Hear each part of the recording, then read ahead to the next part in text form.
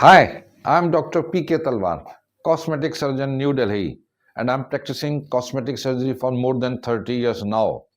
Previously, I was attached to Apollo and Max hospitals, and now I'm running my own cosmetic laser surgery center at Greater Kailash Part 1, New Delhi. हमारे पास एक query आई है एक lady की। वो ये जानना चाहती हैं कि फैट ग्राफ्टिंग के बाद क्या लेज़र की जा सकती है या नहीं। देखिए, ये अच्छा प्रश्न है। मैं कहूँगा जब हम लोग फैट ग्राफ्टिंग करते हैं, आपको समझना कि फैट ग्राफ्टिंग क्यों करते हैं। फैट ग्राफ्टिंग हम लोग करते हैं जहाँ पे कोई डिप्रेशन है, जिसको गालों पे कहीं डिप्रेशन है, उसको हम भर रहे हैं, या कोई ऐसे एक्ने स्कार है जिनको हम भरने की कोशिश कर रहे हैं। तो उन चीज़ों को जब हम भरते हैं तो हम कुछ समय तक वेट करते हैं। हम ये देखते हैं कि फ़ैट उसमें से एब्जॉर्ब तो नहीं हो रही है।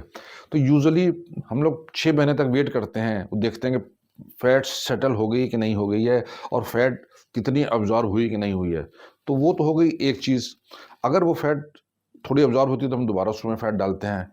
लेकिन जो लेज़र है, लेज़र एक डिफरेंट चीज़ है। लेज़र हम लोग क्यों करते हैं? आपको अनचाहे बाल निकालने हैं, उसके लिए आप लेज़र करते हैं, या पिगमेंटेशन है, आप उसके लिए लेज़र करते हैं।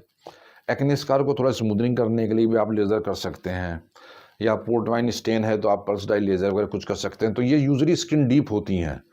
तो जब हम फैट डालते हैं तो यूजुअली थोड़ी स्वेलिंग आ जाती है चेहरे पे, और स्वेलिंग हम ये कहते हैं कि पेशेंट को सेटल होने में 3 हफ्ते का टाइम लगेगा, प्रेजेंटेबल होने में 3 हफ्ते का टाइम लगेगा। हालांकि अंदरूनी सुन जाने में ज़्यादा टाइम लगता है। तो अगर मुझसे पूछा जाए तो मैं कहूँगा कम से कम मैं 3 हफ्ते वेट करना चाहूँगा, जब तक कि पेशेंट प्रेजेंटेबल ना हो जाए।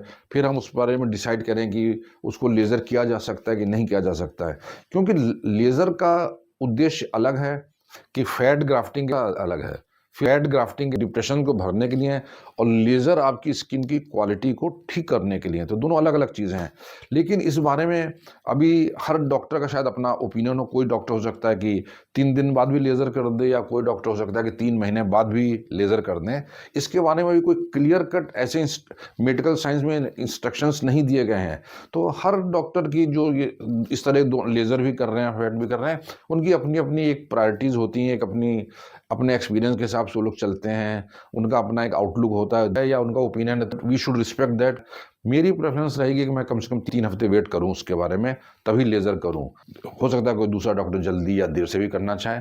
तो ये आपका जो प्रश्न है बहुत अच्छा प्रश्न है, और मैं जो ये आपको वीडियो बना के बता रहा हूँ, ये बता रहा हूँ कि आपको ये देखना है कि एम क्या है, फैट का एम क्या है, जो फैट डाली है उसका उद्देश्य क्या है, वो फिलर का है। लेज़र का जो उद्देश्य है वो स्किन की क्वालिटी को इम्प्रूव करने का। तो दोनों अलग अलग चीज़ें हैं, और जब पेशेंट प्रेजेंटेबल हो जाता है तो मैं समझता हूँ कि हम लोग लेज़र कर सकते हैं।